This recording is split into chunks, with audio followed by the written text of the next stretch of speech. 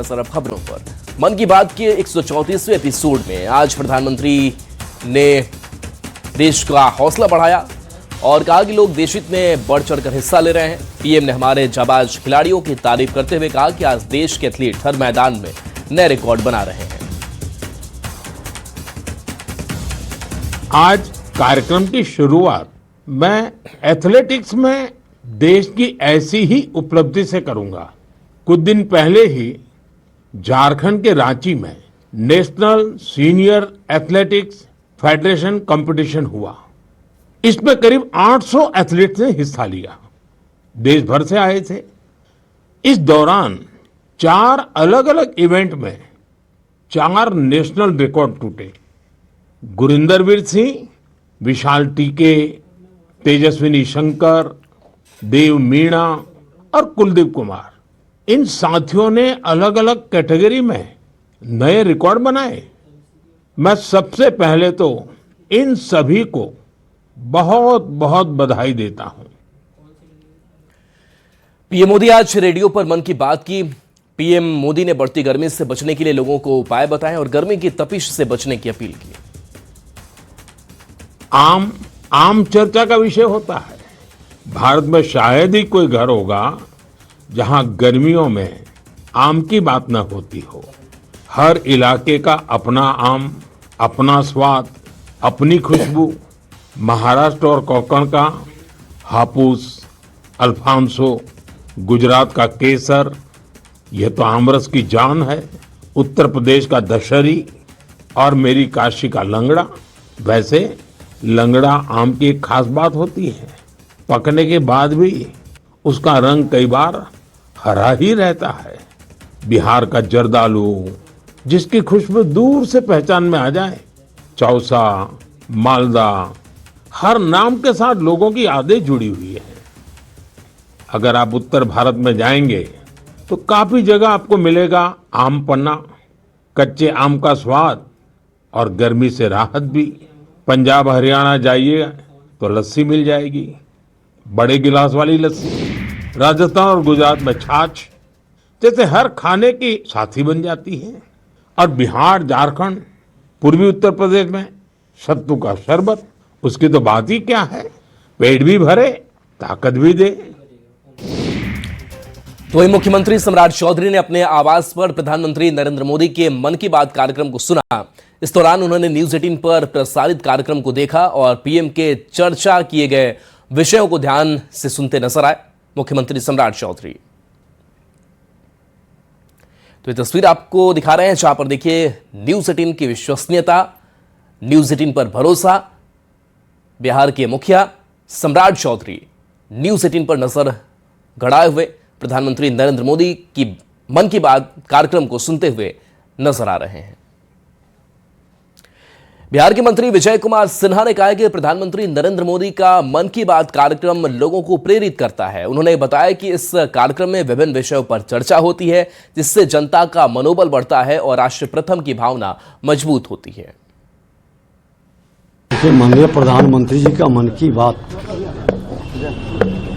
के अंदर लोगों के प्रेरणा देने का, खेल से खिलाड़ी, खेत से खलिहान, स्वच्छता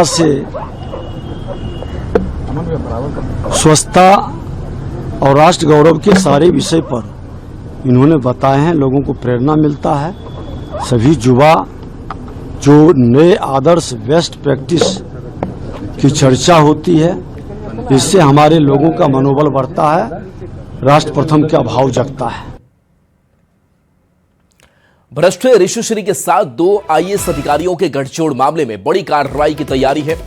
बताया जा रहा है कि निलंबित आईएएस योगेश कुमार सागर और आईएएस अभिलाषा कुमारी शर्मा पर जल्द एफआईआर दर्ज हो सकती है। एसवीयू के आधिकारिक सूत्रों के मुताबिक सरकार से अनुमति मिलते ही दोनों पर केस दर्ज किया जाएगा। बता दें कि ईडी ने पिछले साल नवंबर में ही एसवीयू को पत्र लिखकर दोनों अधिकारियों के खिलाफ भ्रष्टाचार के तहत कार्रवाई का अनुरोध किया था। योगेश कुमार सागर 2017 बैच के बिहार कैडर के आईएएस अधिकारी हैं। वह कई जिलों में महत्वपूर्ण पदों पर रह चुके हैं।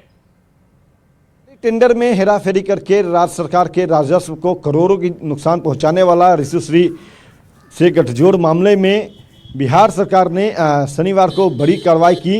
बिहार सरकार ने 2017 बैच के योगेश कुमार सागर और 2014 बैच के जो आईएएस अधिकारी हैं अभिलाषा कुमारी शर्मा, दोनों को जो है निलंबित कर दिया। और अब जो है एसबीयू इस पूरे मामले में ईडी के द्वारा जो दर्ज मामला है, जिस तरह से ईडी ने पूरी इनपुट दिए थे एसबीयू को, उसके आधार पे ये कार्रवाई की गई। साक्ष्य जो है वो पाए गए थे, डिजिटल एविडेंस पाए गए थे कि अभिलाषा कुमारी शर्मा और योगेश कुमार सागर ने जो है ऋषुश्री को उसके मन मुताबिक टेंडर में जो है सहायता किया और इसके एवज में विदेश भ्रमण का लाभ उठाया।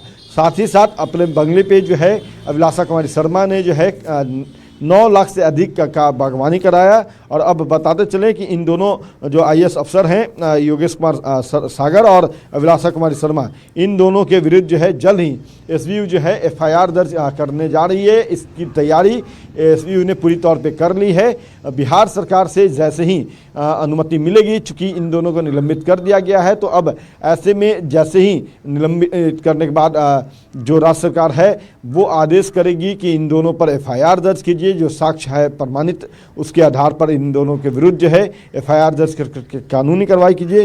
तो इन दोनों पर एसबीयू जो है वो एफआईआर दर्ज करेगी। और एसबीयू के अधिकारियों से जो जानकारी मिल रही है उसके मुताबिक इन दोनों अधिकारियों से पूछताछ के लिए सवाल की फहरिस्त भी तैयार की जा रही है। साथ ही साथ एफआईआर जो है वो किया जाएगा, तो उसको लेकर के भी पूरी तैयारी स्ट्रेटजी जो है वो एसबीयू के अधिकारियों ने कर ली है। और अब जल्द ही इन दोनों पर एफआईआर होगा। कैमरा पर्सन मनीष जुनेजा के साथ अमित कुमार, न्यूज़ 18 पटना। मोतिहारी में एनसीबी की बड़ी कार्रवाई हुई है। ड्रग्स और गांजा तस्करों पर एनसीबी का बड़ा एक्शन हुआ है। सूत्रों के अनुसार 70 लाख से ज्यादा कैश बरामद किया गया है। नोट गिनने की मशीन से पैसों की गिनती हुई है। पानी टंकी रोड और चांदमारी इलाके में छापेमारी हुई है। नगर थाना क्षेत्र में एनसीबी की ताबड़तोड़ कार्रवाई हुई। रेकी के बाद एनसीबी ने कार्रवाई की है। 2 लोग हिरासत में लिए गए हैं। गुमटी वाले किराना दुकानदार को भी हिरासत में लिया गया है। पूरे नेटवर्क को खंगालने में एनसीबी की टीम जुटी हुई है। में एनसीबी की बड़ी कार्रवाई हुई है।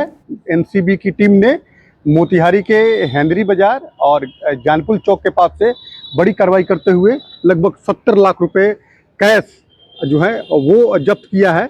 और काफ़ी मात्रा में डोडा चूरा जो है वो जब्त हुआ है। देखिए, मादक पदार्थ के खिलाफ में बड़ी कार्रवाई जो है वो एनसीबी की टीम के द्वारा की गई। देखिए, ये तस्वीर आपको दिखा रहे हैं, ये गाड़ी जो है वो एनसीबी दिल्ली नंबर गाड़ी है और इसी गाड़ी से एनसीबी की टीम जो है वो पहुंची है। और जो नगर थाने में अतिथि गृह अनुसंधान कक्ष है वहीं पर जो है रुपयों पैसे का मिलान किया जा रहा है, पूरे कागजात बनाए जा रहे हैं। तो देखिए, एनसीबी लगातार जो है मादक पदार्थ के तस्करी के खिलाफ में बड़ी कार्रवाई कर रही है। और मोतिहारी में बड़ी कार्रवाई हुई है। 2 लोगों को एनसीबी की टीम ने हिरासत में लिया है। और वैसी स्थिति में जो जानकारी मिल रही है कि इसके तार दिल्ली तक जुड़े हैं। दिल्ली में एक व्यक्ति की गिरफ्तारी जो है वो एनसीबी की टीम ने की थी और उसी की निशानदेही पर मोतिहारी में बड़ी कार्रवाई हुई है। और इसके साथ साथ कई जिलों में भी कार्रवाई जो है वो हो रही है। तो तार लंबे हैं। और वैसी स्थिति में जो जानकारी मिल रही है कि 70 लाख रुपए नगद जो है वो एनसीबी की टीम ने पकड़ी है। और नोट गिनने की मशीन से देर रात तक जो है नोट गिनने का काम हुआ। अभी तक की जो जानकारी है कि काफ़ी मात्रा में मादक पदार्थ जो है वो भी एनसीबी की टीम ने बरामद किए हैं। डोडा चूरा जो है उसको बरामद किया है और 70 लाख रुपए कैश बरामद हुए हैं। अनिश कुमार, न्यूज़ 18 मोतिहारी। सबसे बड़ी खबर, जहां भोजपुर साइबर पुलिस को बड़ी कामयाबी मिली है। गेमिंग ऐप के जरिए लोगों से ठगी करने वाले गिरोह का खुलासा हुआ है। 8 करोड़ के अवैध लेन देन का खुलासा हुआ है। पटना से 9 आरोपी गिरफ्तार किए गए हैं। 46 मोबाइल, 7 लैपटॉप, 52 डेबिट कार्ड और क्रेडिट कार्ड, 18 विभिन्न bank passbook, 5 Aadhaar card, 4 PAN card, 2 voter ID card बरामद किया गया है। पुलिस को सूचना मिली कि ग्रामीण बैंक के कई खातों से करोड़ों रुपए का लेन देन हुआ है, जिसमें ऑनलाइन गेमिंग के माध्यम से साइबर ठगी की गई है। पुलिस जांच में पता चला कि दुबई में बैठे इन लोगों का सरदार पूरे मामले को ऑपरेट करता था। उसी की सब्सिडरी कंपनी है और भी सौरभ चंद्रा का जो बॉस हैं उसी के अंडर का कुछ आदमी है जो कि व्हाट्सएप ग्रुप बनाकर वो सभी आदमी जो उस ग्रुप में है वो लोग दुबई में रहते हैं और वहाँ से ग्रुप के माध्यम से, टेलीग्राम के माध्यम से लोगों को जोड़कर उनसे पैनल बिकवाते हैं, उस कोई गेम का पैनल, और उस पैनल के माध्यम से इन लोगों को काम एलोकेट करते हैं कि आपका काम रहेगा किसी का पैसा काट कर किसी खाते में भेजना और इस पैनल को संचालित करना। गेमिंग का बाकायदा इन लोगों के पास आईडी रजिस्ट्रेशन नंबर होता है, जिसके कारण ये लिंक को खोलते हैं और उसके माध्यम से यह काम होता है।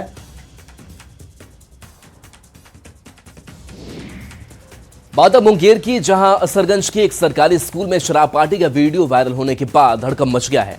बताया जा रहा है कि यह वीडियो जलालाबाद के रामानंद परसीराम उच्च माध्यमिक विद्यालय का है। वायरल वीडियो में कुछ युवक रात के समय स्कूल के क्लासरूम में बैठकर शराब पीते नजर आ रहे हैं। स्कूल जैसे संवेदनशील परिसर में इस तरह की गतिविधि सामने आने से शिक्षा विभाग और प्रशासन की कार्यशैली पर सवाल उठ रहे हैं। मामले को गंभीरता से लेते हुए जिला शिक्षा पदाधिकारी ने जांच कराई है। साथ ही वीडियो में दिख रहे सभी लोगों के खिलाफ FIR दर्ज कराने का निर्देश दिया गया है। प्रधानाध्यापक ने असरगंज थाना में आवेदन देकर कानूनी कार्रवाई की प्रक्रिया शुरू कर दी है। कुमार रामानंद परसी असरगंज में हाई स्कूल है, उसके प्रधानाध्यापक को भी निर्देशित किया गया है कि संबंधित पर प्राथमिकी दर्ज कराते हुए तथा प्रबंध समिति की बैठक कर उसके अग्रतर कार्रवाई करने का निर्देश दिया गया है। क्या उसे चयन मुक्त करने का दिया गया है कि कार्रवाई जो प्रबंध समिति के बैठक में जो निर्णय लिया जाएगा वही मान्य। बड़ी खबर पटना से, जहां एयरपोर्ट पर चेकिंग के दौरान एक यात्री के बैग से 7 जिंदा कारतूस बरामद किया गया है। CISF के जवानों ने सुरक्षा जांच के दौरान ये गोली बरामद की है। जिस यात्री के बैग से गोली बरामद की गई है वह यात्री पटना से मुंबई जाने वाला था। यात्री का नाम संतोष तिवारी बताया गया है। गोली मिलने के बाद संतोष नामक इस यात्री को CISF के जवानों ने पकड़कर हवाई अड्डा थाना की पुलिस को सौंपा है। इधर हवाई अड्डा की पुलिस ने संतोष से जब पूछताछ की तो संतोष इन गोलियों के बाबत कोई ठोस जवाब पुलिस को नहीं दे पाया, जिस कारण से हवाई अड्डा की पुलिस ने संतोष से पूछताछ करने के बाद इसे गिरफ्तार कर लिया है। अरवल से बड़ी खबर, जहां सोन नदी में डूबे तीन बच्चे की नदी में डूबने से मौत हो गई है। तो बड़ा हादसा, बड़ी खबर, सोन नदी में 3 बच्चे डूब गए और 3 बच्चे की नदी में डूबने से मौत हो गई है। अरवल से खबर, जहां 3 बच्चे नदी में डूब गए और बताया जा रहा है कि सभी बच्चों की मौत हो गई है। 3 बच्चे की जान चली गई है और इस हादसे के बाद से सनसनी है।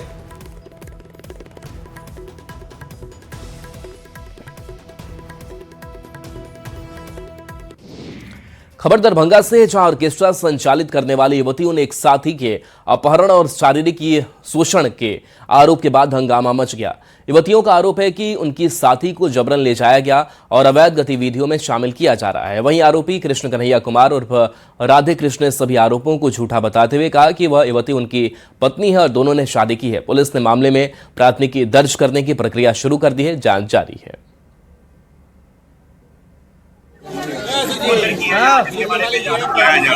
परिवार कौन है? परिवार पत्नी है, क्या नाम है? गुंजन कुमार। और कौन है यहाँ? और कौन है यहाँ? कितनी महिलाएं रहती हैं? यहाँ पे दो आदमी, हम रहते हैं, भाभी रहते हैं, पत्नी रहता है और काट होते हैं। भाभी का नाम क्या है? ललिता देवी। जी, ललिता देवी। ललिता देवी जो पत्नी है गुंजन कुमारी, बता रहे कहाँ की रहने वाली? समस्तीपुर भगवान। खोड़ा में सूर्या चौहान हत्याकांड में पुलिस ने मुख्य आरोपी को एनकाउंटर किया है। मुख्य आरोपी असद को पुलिस ने एनकाउंटर में जवाबी कार्रवाई के दौरान मार गिराया है। असद पर 50,000 रुपए का इनाम घोषित था। असद का एक साथी एनकाउंटर के दौरान फरार हो गया। असद चोरी की बाइक से फरार होने की फिराक में था। असद के साथ मुठभेड़ में एक सिपाही के भी घायल होने की खबर है। खोड़ा और इंदिरापुरम पुलिस के ज्वाइंट ऑपरेशन में मुख्य आरोपी असद का एनकाउंटर किया गया। बता दें कि गाजियाबाद के खोड़ा में बकरीद के दिन सूर्या चौहान की चाकू से कूदकर हत्या कर दी गई थी। पुलिस ने ताबड़तोड़ कार्रवाई करते हुए 3 आरोपियों को गिरफ्तार किया था, जबकि मुख्य आरोपी असद पुलिस की गिरफ्त से फरार चल रहा था, जिसे पुलिस ने एनकाउंटर में मार गिराया है। सूर्या चौहान के घर पर RAF की तैनाती की गई है। लॉ एंड ऑर्डर को देखते हुए सूर्या चौहान के घर पर RAF की तैनाती हुई है। के अंतर्गत 28 तारीख को एक दुखद घटना हुई थी, जिसके अंतर्गत असद नामक युवक के द्वारा सूर्या चौहान को चाकू मार दिया गया था। इलाज के दौरान सूर्या चौहान की मृत्यु हो गई। सूर्या चौहान के परिजनों के द्वारा दी गई तहरीर के आधार पर 5 अभियुक्तों को नामजद करते हुए FIR पंजीकृत की गई थी। पुलिस द्वारा तत्काल कार्रवाई करते हुए इसमें 3 अभियुक्तों को गिरफ्तार कर लिया गया था। इसमें जो मुख्य आरोपी था असद, वो फरार चल रहा था। उसके ऊपर 50,000 रुपये पुरस्कार की घोषणा की गई थी। आज पुलिस को ये सूचना प्राप्त हुई थी कि असद अपने कुछ साथियों से मिलने के लिए इस क्षेत्र में आने वाला है और उनसे कुछ पैसे लेकर के वापस वो भागने की फिराक में था। इस सूचना के आधार पर एसीपी इंदिरापुरम के नेतृत्व में यहाँ पर थाना खोड़ा और थाना इंदिरापुरम की टीम के द्वारा लगातार कॉम्बिंग की जा रही थी और बैरियर लगा के चेकिंग की जा रही थी। इसी क्रम में जब असद अपने एक साथी के साथ बाइक से आता हुआ दिखाई देता है तो पुलिस टीम उसे रोकने का प्रयास करती है और उसे चेतावनी देती है, लेकिन उसने पुलिस टीम पर फायरिंग की। प्रतिरक्षा में प्रत्युत्तर में पुलिस टीम के द्वारा जवाबी फायरिंग की जाती है जिसमें असद को गोली लगती है। तत्काल असद को इलाज के लिए नज़दीकी अस्पताल में भर्ती कराया जाता है। इस पूरे एक्सचेंज ऑफ फायर में हमारे एक कांस्टेबल भी घायल होता है जिसको नज़दीकी हॉस्पिटल में भर्ती कराया जाता है। इस पूरे प्रक्रम में इसका एक जो दूसरा साथी था वो भागने में कामयाब होता है और जो यहाँ पर असद की बाइक है उसको बरामद किया गया है पुलिस के द्वारा और जो पिस्टल का यूज़ किया है उसने उसको भी पुलिस के द्वारा बरामद किया गया है। प्रकरण में आगे जो भी विधिक कार्रवाई है वो पुलिस के द्वारा की जा रही है। सुरैया चौहान की मां ने आरोपी असद के एनकाउंटर पर शासन प्रशासन का धन्यवाद जताया, साथ ही आरोपियों के घरों पर बुलडोजर कार्रवाई की मांग की। उन लोगों ने हमारे बच्चे को ढेर किया है धोखे से बुला के और पुलिस ने हमारा सहयोग दिया, पुलिस के लिए हम धन्यवाद है। पर मुझे एक उसकी फोटो दिखा दें। क्या कहना चाहेंगे कानून प्रशासन को लेकर, क्योंकि आपकी तरफ से मांग की जा रही थी, और क्या कहना चाहेंगे सरकार को लेकर, मुख्यमंत्री को लेकर क्या कहना चाहेंगे? जिस तरह से आपको न्याय मिला है वही अन्य आरोपी भी गिरफ्तार हुए हैं इस मामले में। अन्य आरोपी को सख्त से सख्त कार्रवाई दी जाए और जो उनके सबके वो है मकान उन पर बुलडोजर भी चलाया जाए। बुलडोजर भी चलाया जाए, कार्रवाई की मांग की जा रही है आपकी तरफ से। हाँ, बुलडोजर भी चलाया जाए।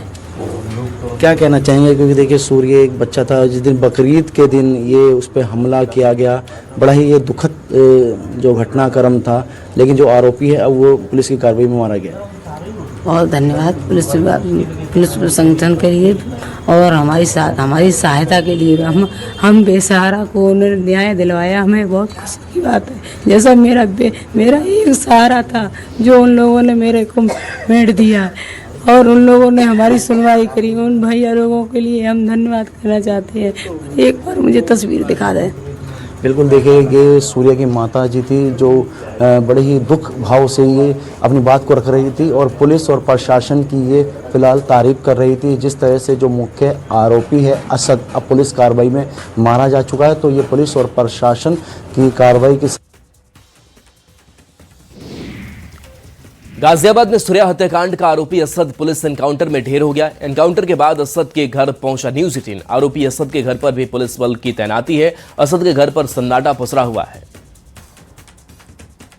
मुख्य आरोपी असद, जो कि 50,000 का इनामी बदमाश भी था, आज अल सुबह पुलिस मुठभेड़ में मारा गया। तस्वीरें मैं उसके घर की दिखाना चाहूंगा। इसी बिल्डिंग की 2nd फ्लोर पर असद रहा करता था। एहतियातन यहाँ पर भी आप देख सकते हैं खासी तादाद में पुलिस बल तैनात किया गया है ताकि लॉ एंड ऑर्डर की स्थिति ना बिगड़ने पाए। अंदर की तस्वीरें मैं आपको दिखाना चाहूंगा कि जिस फ्लोर पे असद रहा करता था, असद अपने पिता और माता के साथ रहा करता था, जो उसकी सौतेली माँ थी, क्योंकि जो उसकी रियल मदर थी उनकी पहले से ही मृत्यु हो चुकी थी। ये 2nd फ्लोर है। 2 मकान है यहाँ पर, दोनों ही उसी के हैं, क्योंकि जब से ये गए हैं यहाँ से हादसा हुआ है तब से ही यहाँ पर ताला लगा हुआ है और ये मकान यहाँ सन्नाटा फैला हुआ है। इतना ही नहीं, इस बिल्डिंग में तकरीबन 18 से 20 परिवार रहते हैं, लेकिन जैसे ही ये घटनाक्रम हुआ उसके बाद से 18-20 परिवार से महज 3 या 4 परिवार ही हैं, क्योंकि जो अन्य परिवार थे वो भी खौफ जता होकर यहाँ से पलायन कर गए। आपको बताना चाहूंगा, बीते 28 तारीख को असद ने अपने ही दोस्त की चाकू भोंक कर हत्या कर दी थी, जिसके बाद से पुलिस को लगातार ढूंढ रही थी। 3 आरोपों को पहले ही गिरफ्तार कर लिया गया था। सूर्य की हत्या के आरोप में 50,000 के इनामी बदमाश असद की आज पुलिस से मुठभेड़ हुई, जिसमें उसकी मौत भी होगी, जबकि उसका एक साथी मौके का फायदा पाकर फरार हो गया। कैमरा पर्सन सतीश के साथ अमित राणा, न्यूज़ 18 प्रदेश। पूरा से बड़ी खबर, जहां 5वीं की छात्रा के साथ दुष्कर्म हुआ है। कोचिंग संचालक पर दुष्कर्म का आरोप लगा है। आरोपी कोचिंग संचालक फरार। पुलिस ने कोचिंग को सील किया है। जानकारी के अनुसार अपने मौसा के घर रहकर पढ़ाई कर रही एक 10 वर्षीय छात्रा अन्य दिनों की तरह कोचिंग पढ़ने गई थी। इसी दौरान कोचिंग संचालक उसके साथ दुष्कर्म की घटना को अंजाम दिया। इस दौरान छात्रा के चिल्लाने की आवाज बाहर नहीं जा सके, इसके लिए उसके मुंह में आरोपी शिक्षक ने कपड़े डाल दिए। काफी देर बाद भी जब छात्रा घर वापस नहीं लौटी तो छात्रा के मौसा उन्हें तलाशते हुए कोचिंग पहुंचे। उन्होंने कोचिंग संचालक को छात्रा के साथ दुष्कर्म करते हुए देखा। इस दौरान छात्रा बेहोश थी। इस दौरान मौके का फायदा उठाते हुए आरोपी कोचिंग संचालक वहां से फरार हो गया। परिजनों ने घटना की सूचना थानाध्यक्ष को दी है। सूचना पाते ही थानाध्यक्ष घटना स्थल पर पहुंचकर बेहोश छात्रा को इलाज के लिए मेडिकल जांच के लिए सदर अस्पताल मधेपुरा भेजा है। वहीं कोचिंग संचालक के खिलाफ केस दर्ज कर छापेमारी की कार्रवाई की गई है। इधर संचालित कोचिंग सेंटर को प्रशासन ने सील कर दिया है। घटना को लेकर गांव में कोचिंग संचालक के खिलाफ आक्रोश है। अगली खबर मोतिहारी से है, जहां केसरिया थाना क्षेत्र के फुलतकिया गांव में सुबह आम के बागीचे में एक युवक का शव पेड़ से लटका मिला। मृतक की पहचान सन्नी कुमार के रूप में हुई है। घटना के बाद मौके पर भारी भीड़ जमा हो गई। सूचना मिलते ही पुलिस, डॉग स्क्वाड और फॉरेंसिक टीम मौके पर पहुंची, जांच शुरू कर दी गई। परिजनों ने हत्या की आशंका जताते हुए कार्रवाई की मांग की है। पुलिस सभी बिंदुओं पर जांच कर रही है। पता है बबुआ हमारा घरवा से आइल ना सूते उ घरवा बा आधेरवा मथिया से सूते आइलन खा के तई आयन रहन आ राजावा के लोगवा कौन मार के मुआ देलक। रात कै बजे घर गए थे? रात घरे कै बजे गए थे? बबुआ हमर काल सवेरे चल गलन घरे। आ घरे बबुआ हमर दिन भर टीवी चला के देखलन ना कोलन बाप के पापा हो जाता नि घर में सुतन कोई लइकावा का साथे रहन एगो जाउत बा कुंवार उ लइकावा दुनु गोरा एक लगे सुती लोग रे दादा। ओ कहां अकेले सुता था वो लड़का? हमरे जाउत बारन जान लग। गोपालगंज के जेडीयू विधायक अमरेंद्र कुमार उर्फ पप्पू पांडे की मुश्किलें बढ़ सकती है। बिहार सरकार ने कुचायकोट थाना क्षेत्र के बेलवा गांव में 16 एकड़ जमीन पर कथित अवैध कब्जे से जुड़े मामले की जांच सीआईडी को सौंप दी है। इस केस में विधायक, उनके भाई समेत 7 लोग नामजद हैं। आरोपी की जमीन पर जबरन कब्जे की कोशिश और विरोध करने पर धमकी दी गई। अब सीआईडी पूरे मामले की जांच कर आगे की कार्रवाई तय करेगी। जेडीयू विधायक बाहुबली अमरेंद्र कुमार उर्फ पप्पू पांडे की मुश्किलें बढ़ सकती है। भू माफियाओं को संरक्षण देने के मामले में पप्पू पांडे पर दर्ज केस को बिहार सरकार ने जांच के लिए सीआईडी को सौंप दी है और अब इस मामले की जांच बिहार सीआईडी करेगी।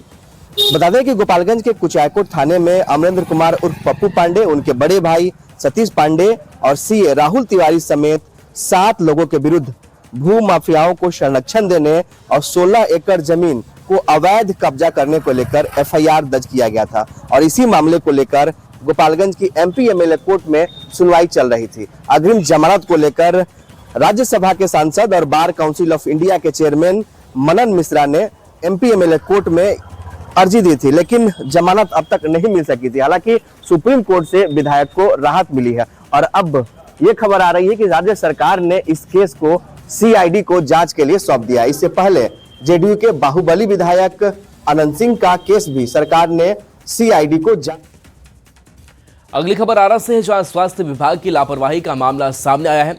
संदेश थाना क्षेत्र के फतेहपुर गांव के पास एक खेत में भारी मात्रा में दवाइयां फेंकी हुई मिली, जिससे इलाके में हड़कंप मच गया। ग्रामीणों ने जब खेत में दवाइयों का ढेर देखा तो इसकी सूचना तुरंत प्रशासन को दी।